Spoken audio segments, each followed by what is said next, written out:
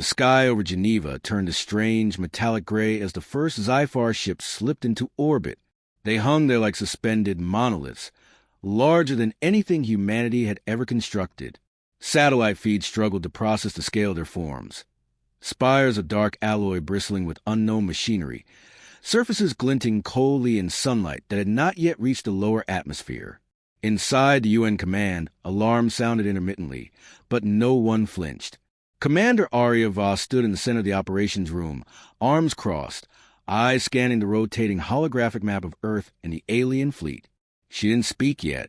She didn't need to. The room hummed with tension, a collective heartbeat shared by every military leader present. "Commander Voss," the UN Secretary-General began, voice tight, eyes darting to screens. "They're in orbit. They're enormous. What do we do? We can't." "They haven't fired," Aria interrupted, calm but firm. "That means they're waiting, observing, testing. Every reaction we make right now matters." A murmur ran through the room. Observing? Waiting? For what? Outside, the Zyphar drones began their descent. Each craft moved with a precision and speed that no human design could match. Atmospheric entry didn't slow them.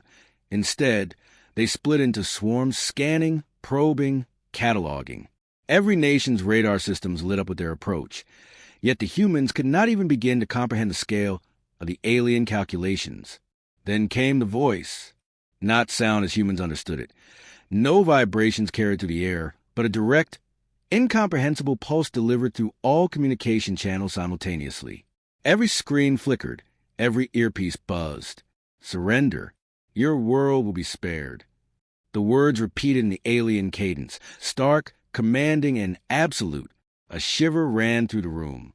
Some council members trembled. Others leaned forward in disbelief. "Do they expect us to comply?" a general whispered. Aria turned slowly, eyes narrowing. "Do they really think humanity surrenders?" She didn't wait for answers. "We're not negotiating yet. Silence is a weapon they don't understand.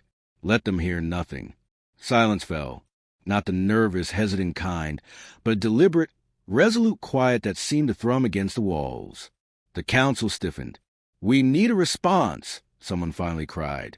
"No," Aria said sharply. "Not yet. Any words will reveal our limits. Let them feel the void. Let them wonder if we even could be defeated." Outside, the alien probes moved closer. Swarms of metallic tendrils swept over the oceans and forests, dipping briefly into cities, scanning with methods incomprehensible to human sensors. When one probe encountered a research station in Siberia, it paused. For hours it hovered, analyzing, then moved on. No attack, no communication, only observation.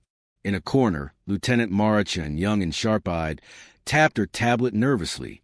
"Commander, the council is losing patience. Some are saying we should transmit. Admit we're ready to comply. They say we risk annihilation if we delay." Aria didn't flinch. She approached the table, fingers brushing over the holographic interface. "They don't understand human unpredictability. That's our advantage. Fear us or don't, but do not mistake caution for weakness. Humanity creates strength out of silence, of patience, of resolve." A murmur of disbelief followed. Some council members whispered among themselves, calculating probabilities, trying to see what she saw.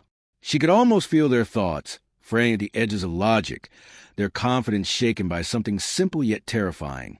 Nothing at all. A senior diplomat, visibly pale, spoke next. "Commander, what exactly are we waiting for? They have us completely surrounded. We have no defenses that can match their fleet." Aria's gaze hardened. "Then we prepare the defenses we do have. We innovate, we adapt, and we wait until they overextend themselves." She paused. "They think victory is immediate. They've never faced humans on this scale before." From the holographic display, orbital arrays shimmered. Space stations transformed into defensive platforms overnight. AI-driven drone satellites and repurposed military craft reconfigured in silent symphony. Every weapon, every strategic advantage, was recalculated in seconds. The Zyphar were watching, but they could not yet perceive the ingenuity in motion. Hours passed. The alien fleet remained still, hovering above, a constant reminder of what humanity faced. Then the first skirmish occurred, not with missiles or lasers, but with a single drone attempting to breach Earth's outer atmospheric defenses. Human automated turrets, programmed with predictive AI, intercepted it with precise timing. The probe disintegrated midair, not even close to causing human casualties. The room erupted with mixed reactions. Relief, awe, and fear collided in a wave. Aria remained calm, but inside her mind raced. Each victory, no matter how minor, was part of a larger game, a chessboard that spanned the sky. "Commander," Mara said quietly, voice tense. "They're reacting. Strangely, their formation is changing." They didn't expect resistance. Aria's lips curved into a faint, grim smile. "Good. Let them think they miscalculated. We have time. And with time, we can turn their confidence into hesitation. Fear is the weapon they cannot comprehend." Minutes stretched into hours. The Zyphar ships rotated in orbit, scanning, probing, and sending pulses of incomprehensible code. Each failed attempt at intimidation only deepened the silence from Earth. Every human response was measured, deliberate, absent of fear, yet full of intent. By nightfall, Commander Aria Voss walked to the observation deck. Below her, the cities glimmered with light, unaware of the war unfolding above. The Zyphar fleet hovered like a storm, vast and silent. But for the first time, she saw the faintest hesitation in their movements. "They thought fear would make us bend," she muttered to herself, almost a whisper. "They forgot what it means to face humans." And in that silence, larger than any word or threat, Earth answered. The silence from Earth had unsettled the Zyphar beyond expectation. Commander Aria Voss watched from the orbital command deck as the alien fleet hesitated, formations shifting subtly as if sensing something they could not understand. Every sensor, every algorithm confirmed it. The Zyphar had never encountered a species so deliberate, so unwavering. "Commander, our AI predicts multiple intrusion attempts over the next 48 hours, Lieutenant Marichin reported, voice steady but tinged with excitement. "They're probing for weaknesses. Our orbital defenses can handle it, but repeated contact could escalate quickly." Aria leaned over the holographic map, tracing the projected paths of alien drones with her fingertip.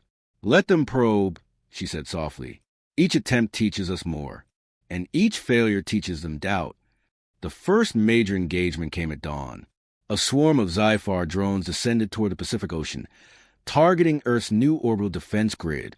Automated turrets powered by predictive AI locked onto the incoming craft, tracking movements with unerring precision. Missiles erupted from platforms, exploding midair with perfect timing. One by one, drones disintegrated, their wreckage harmlessly falling into the ocean. In the command room, a murmur of disbelief ran through the council representatives, observing via secure feed. "They've anticipated everything," one muttered. "It's impossible." Aria did not respond. Her eyes followed the holographic feed as a new layer of defense activated, holographic decoys and electromagnetic interference fields. To the Zyphar, it appeared as though the humans had multiplied overnight, fleets sprouting from nowhere, invisible yet omnipresent. "They'll think the fleet is larger than it is," Mara said. "It's psychological warfare." "Precisely," Aria replied. "The Zyphar depend on calculations and probability. Humans are not bound by them. We exploit their assumptions." Hours later, the council convened again. Tension still ran high. "Commander Voss," the Secretary General said, voice strained. "The Zyphar's demands remain unchanged. They want total surrender. Some nations are losing patience. How long can we maintain this strategy?" Aria met his gaze steadily. "Until they break. Their overconfidence is our ally. Every second they waste questioning our intentions buys us time to reinforce, to innovate, to survive." Outside, the alien fleet adjusted. Capital ships shifted in orbit, creating new formations meant to intimidate. But the humans did not flinch. A sudden pulse of alien energy swept toward the orbital defenses, a test, a warning. Aria's AI systems detected the signature and calculated an immediate countermeasure. "Deploy Phase 1, she ordered. Seconds later, streams of energy from Earth's defensive satellites neutralized the pulse without a single breach. The Zyphar faltered, their communications momentarily garbled. In the observation deck, Aria turned to Mara. "They're learning fear," she said quietly. Subtle, but unmistakable. Fear is not just physical, it's psychological. And humans have learned to wield it better than any weapon. Back on the surface, humanity's ingenuity revealed itself in every corner. Engineers in hidden underground bunkers reconfigured city grids into rapid response defense zones. AI-managed drones, originally designed for agriculture and logistics, were repurposed for surveillance and attack. The Zyphar, expecting static defenses, found themselves confronted by unpredictable strikes and sudden maneuvers. In Europe, a swarm of drones approached a metropolitan area. Before humans could even react, electromagnetic fields disrupted their sensors. Holographic duplicates of critical infrastructure created phantom targets. The Zyphar fired indiscriminately, but every strike hit illusions, every energy pulse wasted. "Commander, they're adapting," Mara said, "but slower than we anticipated. They're hesitating." Aria's smile was thin, sharp. "Good. Hesitation is weakness. We will not attack blindly. We will not surrender.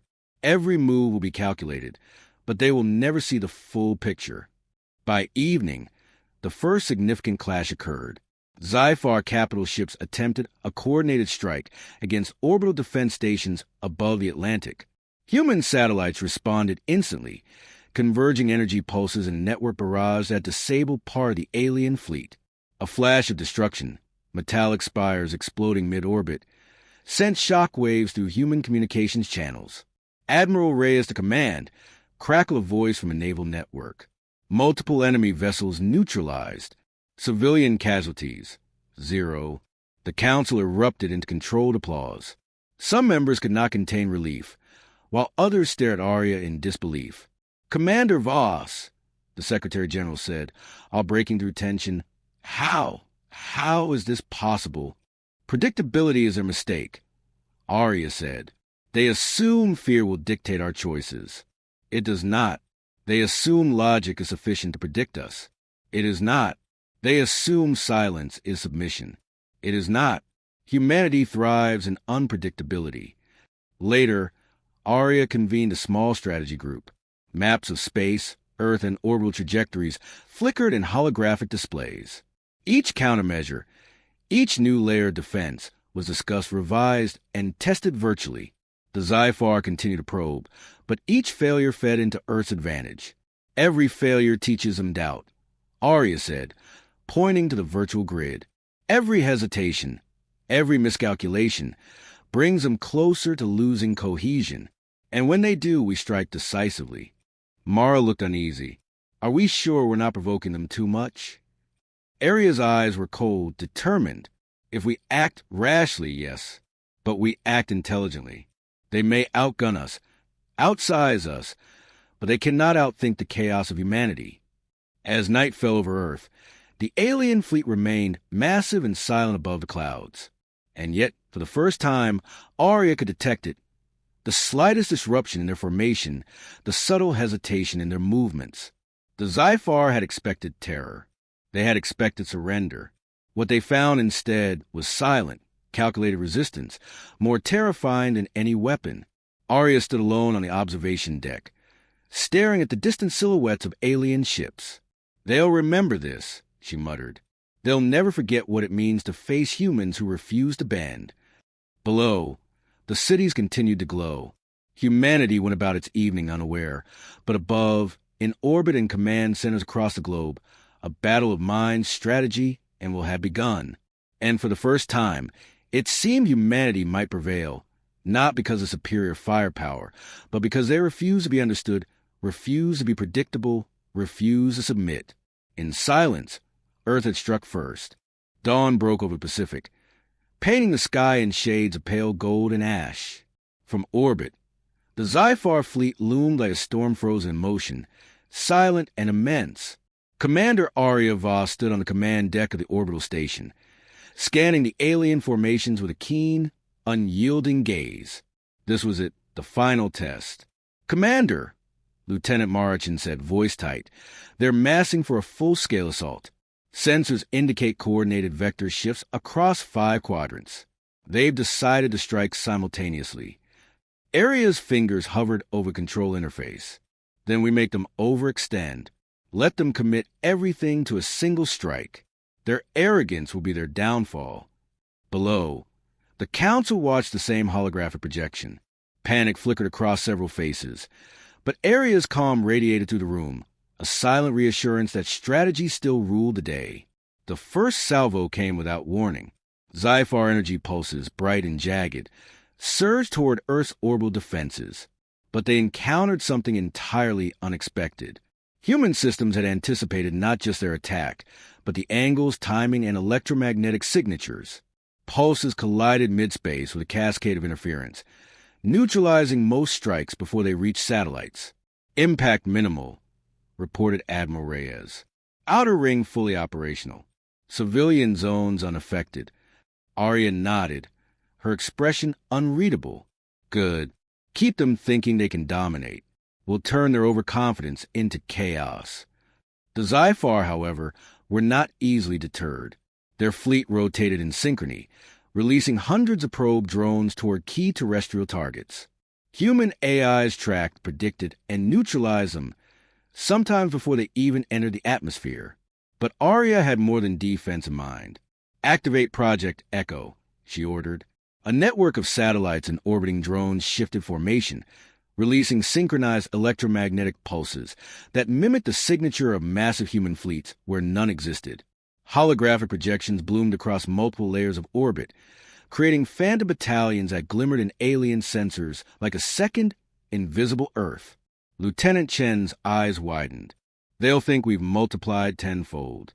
The fleet, it's not real." "Exactly," Aria said.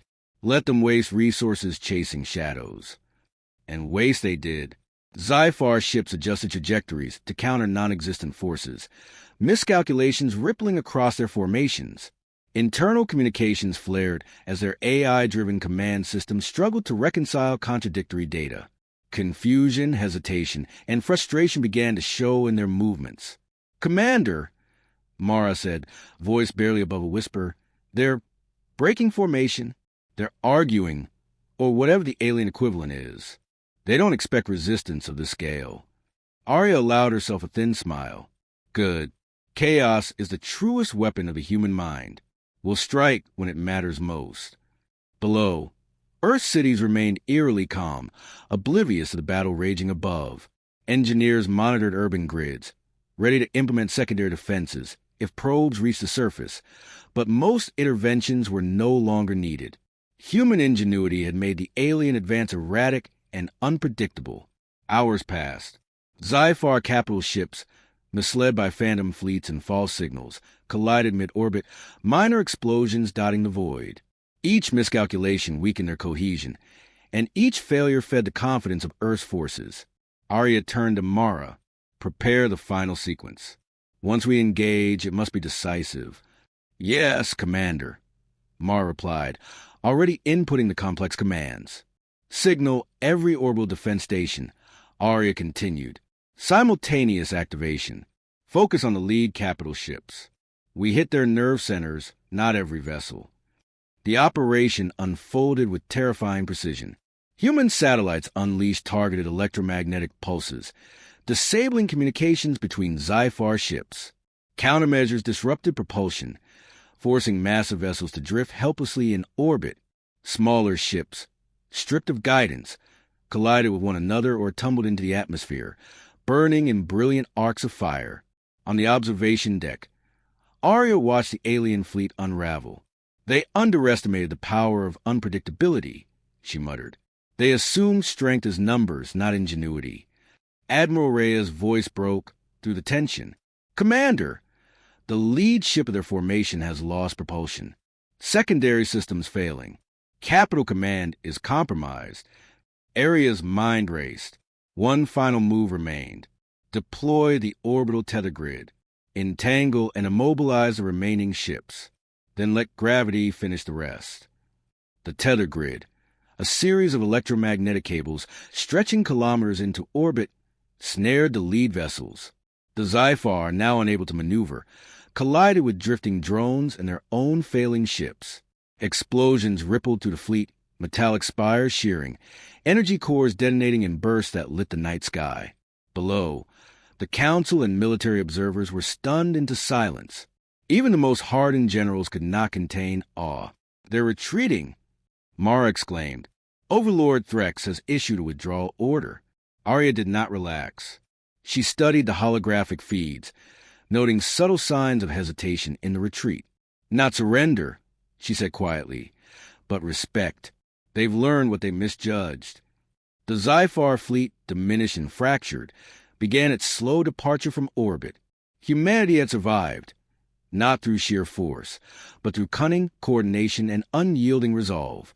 In the command room, the Secretary General finally spoke, voice thick with awe. "Commander Voss, you've done the impossible. The world were alive." Aria shook her head, gaze still fixed on the void beyond the station. "Alive, yes, but vigilant. They'll remember this day. Humanity is not a species to dominate, and they now know it. Fear, respect, and silence. They'll carry that lesson with them."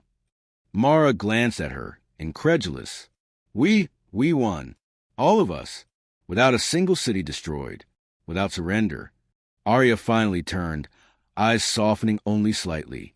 "We won because we chose to fight smarter, to anticipate the unimaginable, and to never bow to intimidation. That is what it means to be human." In orbit, the last Zyphar vessel disappeared beyond the moon's shadow. For the first time in generations, humans gazed upward not in fear, but in wonder and pride and in cautious relief. The sky, once a threat, now symbolized human ingenuity, courage, and resilience. And in silence, louder than any scream or weapon, Earth had spoken. Humanity had not only survived the Zyphar invasion, but had shown a force even the most advanced alien mind could not fully grasp. Commander Aria Voss turned from the observation deck, her reflection staring back at her in the glass. The galaxies beyond might harbor more enemies, more challenges. But for now, humanity had claimed a victory written not in fire, but in willpower, intelligence, and the terrifying clarity of silence. Earth had endured. Humanity had triumphed, and the universe would never underestimate it again. The Zyphar fleet had vanished beyond the edge of the solar system, leaving behind only echoes of the chaos they had intended to impose. Earth's skies returned to their familiar blues and golds, yet the scars of the battle lingered, not in ruins or fires, but in the minds of those who had witnessed the scale of the threat. Commander Aria Voss stood once again on the orbital observation deck, the glow of Earth beneath her reflecting in her eyes. The planet seemed calm, almost serene, yet she felt no relief. Victory had been achieved, yes, but the cost had been vigilance. The Zyphar were gone, but their understanding of humans had changed forever. "Commander!" Lieutenant Marachin said softly, approaching her side. "They've gone. All clear. Sensors detect no remaining hostiles in the system." Aria didn't speak immediately. She let the silence linger, letting the magnitude of what they'd accomplished settle. "All clear," she echoed finally. "For now. But the universe doesn't stop because we won a single battle." Down on Earth, the Council convened in Geneva.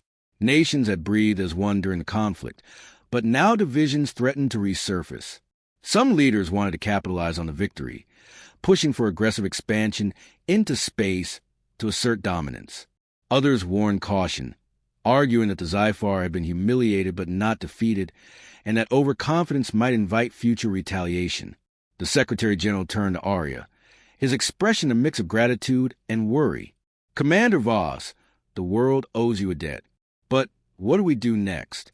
How do we ensure this never happens again?" Aria leaned over the holographic map of Earth's orbit, tracing the paths of the alien fleet's retreat.